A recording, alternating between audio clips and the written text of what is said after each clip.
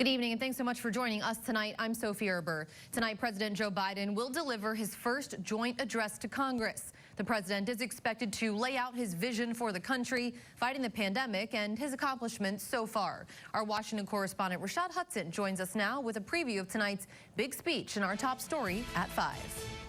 In his first address to a joint session of Congress, President Joe Biden will lay out his vision for the country and his accomplishments in his first 100 days.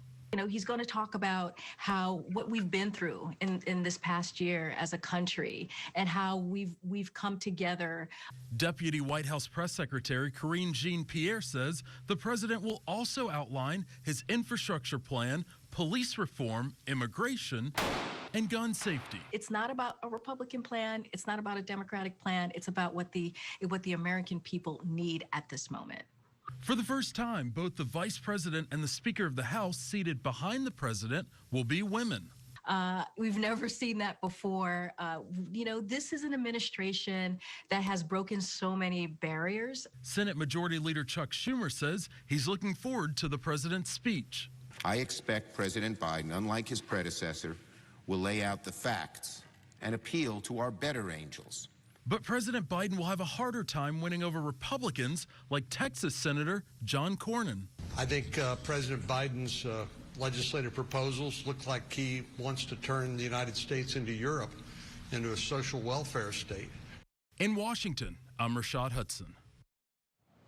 A Siouxland teenager charged with murder in connection to a shooting earlier this year will be tried as an adult. 18-year-old Carlos Morales is currently charged with first-degree murder, this in connection to the death of Mia Critis on New Year's Day. 3 other teens were also injured during that shooting. Morales was 17 at the time of the shooting and turned 18 10 days later. Today, District Judge Jeff Neary denied Morales' request to be tried in juvenile court, saying his extensive juvenile record showed that he already had exhausted any treatment options that would have been available to him. If convicted of first-degree murder, he faces the possibility of life in prison. Meanwhile, his brother, Christopher Morales, Anthony Bauer, and his girlfriend, Liliana Gutierrez, have also been charged in connection to that shooting. Their court dates are currently scheduled for later this summer. The arguments for and against voter-approved measures to legalize marijuana have wrapped up at the South Dakota Supreme Court tonight. The lawyer for Amendment A argued that the bill to legalize recreational marijuana was one of the most scrutinized pieces of legislation in decades and that it should stand. The attorney against Amendment A argued it changes the Constitution and violates the single-issue rule. The Supreme Court has not given an estimate on when they might have a ruling. However, it could come prior to July 1st. That's, of course, when the law is supposed to take effect. Iowa Governor Kim Reynolds signed some new legislation to expand broadband access all across the state. The new law is expected to bring faster internet speeds, especially in rural areas. If the pandemic has made anything clear, it's that things like telework, telehealth are not going to go away anytime soon. That legislation has been a bipartisan effort. Democrats believe it will also help pockets of suburbia struggling to get faster access. Republicans say this is a necessary investment to roll out world-class speeds.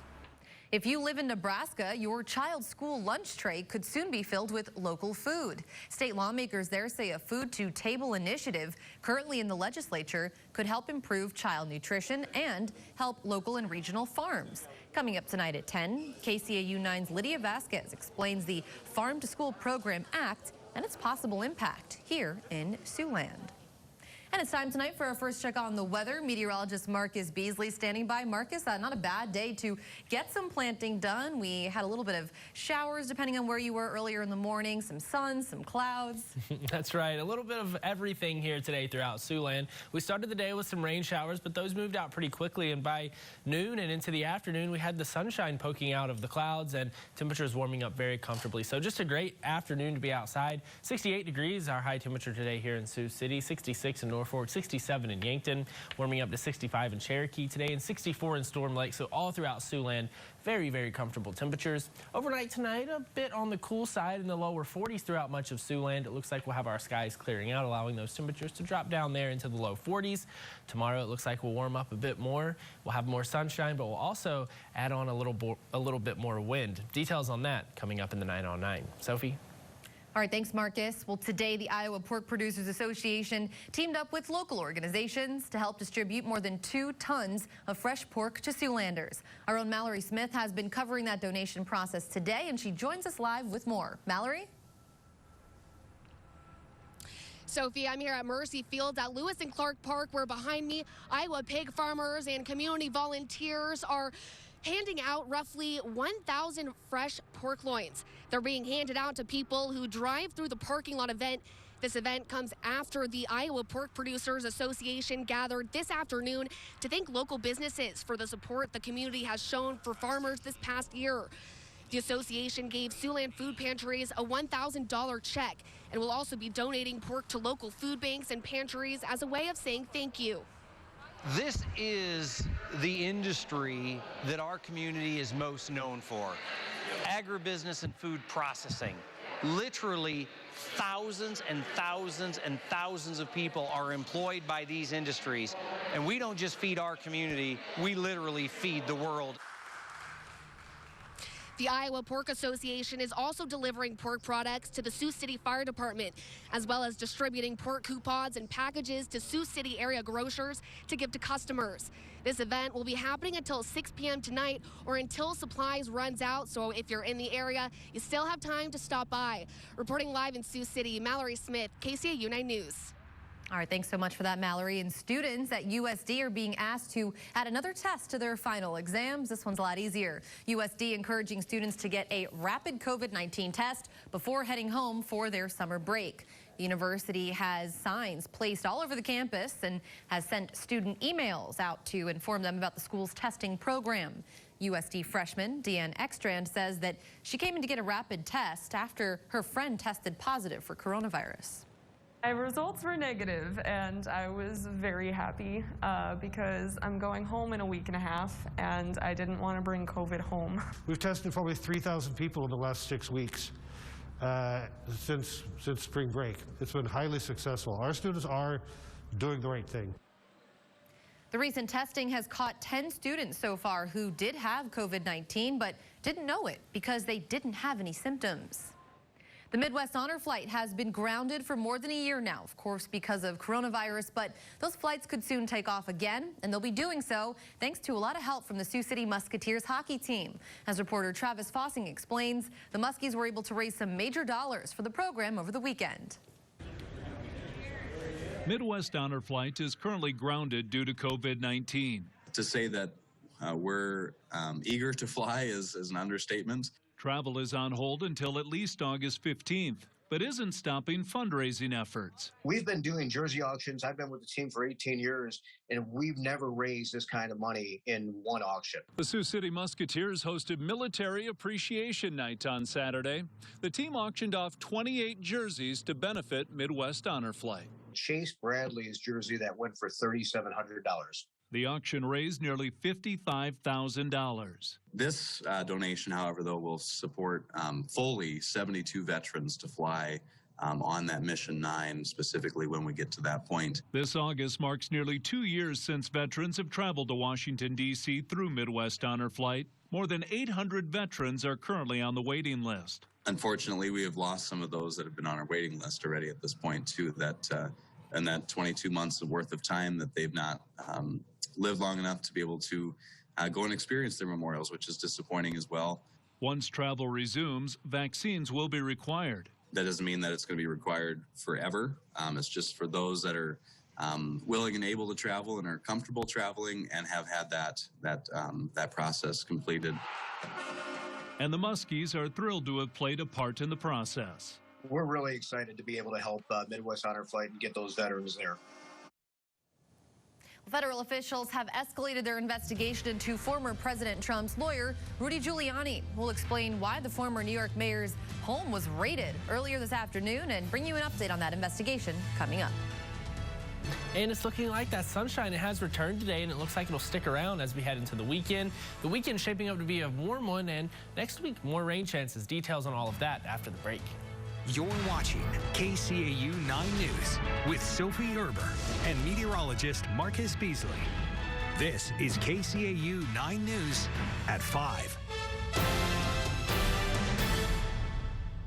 Raising kids isn't easy. Crittenden Center is here to help with the big stuff. We're teaming up to make the day-to-day challenges a little easier for families in need. Because every family deserves the chance to succeed. We hope you'll join KCAU 9 News and Siouxland OBGYN for our 7th annual Stuff the Stroller Drive. Drop off your donation of diapers and other baby necessities at local Hy-Vee stores. Thanks to KCAU 9's support, we've provided supplies to thousands of Siouxland families. Be sure to catch us live every Tuesday afternoon at select Hy-Vees.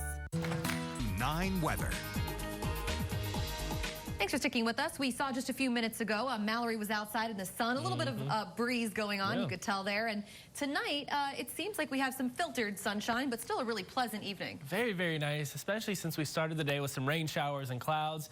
It was one of those days where you woke up, you might not have been sure what the day is going to look like by this afternoon, but it's a really nice afternoon and evening here throughout Siouxland with plenty of sunshine. The view from the Ho-Chunk Center in downtown Sioux City showing the sun shining and quiet conditions outside here throughout the area. A little bit of a breeze, but really a very pleasant day temperature-wise and just really all around as far as the weather goes. Temperatures right now, they're in the mid to upper 60s. Currently 68 in Sioux City, 67 in Norfolk and Yankton, Orange City at 61, Spencer 62 degrees.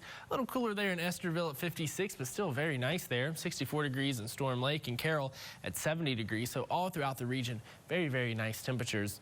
Our 24-hour temperature change indicating that we're around 10 to 15 degrees warmer right now for most of us compared to this time yesterday. We had those cool temperatures out there yesterday, but a nice little bit of a warm up here today, and it looks like we're going to continue to see that warming trend here throughout the days to come and into the weekend. As far as wind speeds go, we're seeing those around 10 to 15 miles per hour out of the northeastern direction. Currently 10-mile-per-hour winds in Sioux City, 13 in Norfolk, Yankton with winds at 9.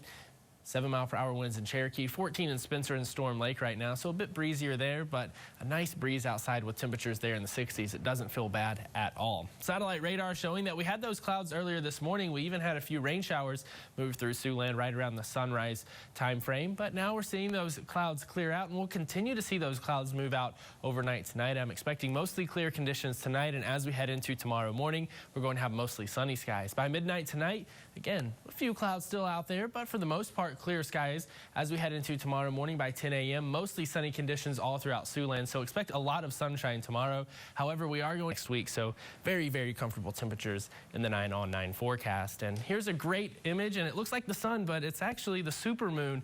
Wow. This picture taken in Sioux City, Iowa. So just a great photo sent our way. If you have any pictures to send our way, SiouxlandProud.com is the place you can upload them for us to take a look at and show on our newscast. It was a really beautiful moon the other night. Oh, yeah. All right, thanks a lot, Marcus, for that. And coming up next, a pet shop in Kansas lucky to still have their furry friend following a theft attempt. We'll explain how a bold employee was able to botch that burglary. Coming up in about 8 minutes. But first, former President Trump's lawyer Rudy Giuliani in the hot seat tonight after federal officials raided his home in Manhattan earlier today. Details coming up in a few minutes.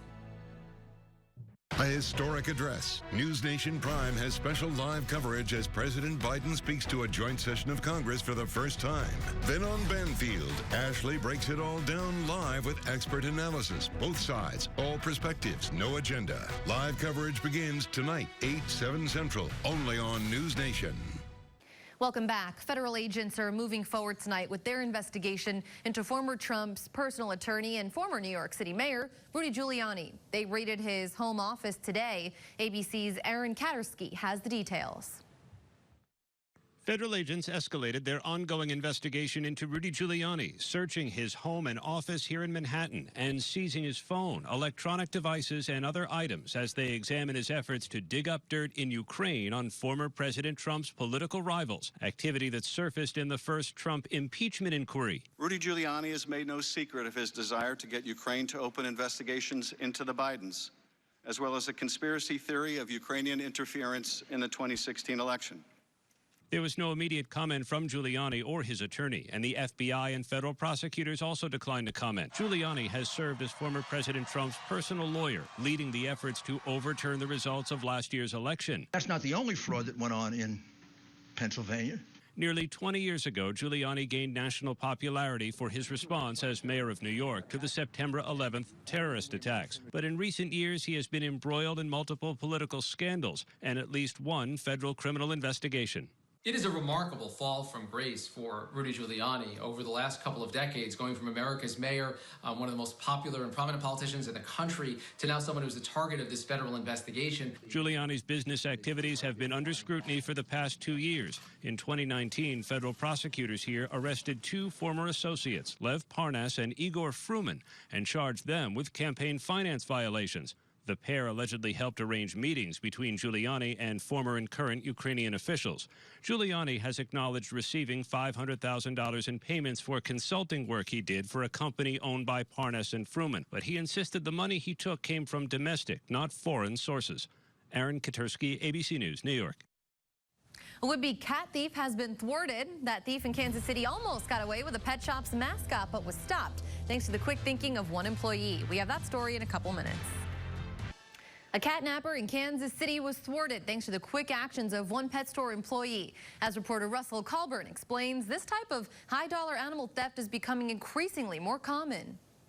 Tonight, this handsome Himalayan, affectionately named Robert De Niro, is safe at home, but he's usually with his family at Canine Closet Pet Store on Warnell Road. That is, until this happened. In surveillance video Friday evening, you see a woman enter the store through the front door in the bottom right of your screen. Robert is there in the top left. After allegedly stealing dog food and rawhide shoes, the woman picks Robert up and starts to walk out of the store. We're blurring her face since she hasn't been charged with the crime, but that's when the employee, Deanna Deegan, intervenes. I had to physically just grab him and take him back to the counter. So it was very odd. It was really concerning when she kind of picked the cat up, Robert, and didn't say anything to him and started walking towards the door and tried to leave with him. Now the police are involved. Store owner Heidi Schamberger says Robert is a rescue from KC Pet Project. But since he's a Himalayan, she wonders if that could be a motive here, given they can go for $1,300. Pets are important to people, and it's been a problem lately in Kansas City where people are stealing pets.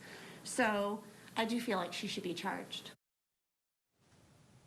So cute. Taking a live look outside now. Marcus returns with one more check on your forecast. First, this live look in downtown Sioux City.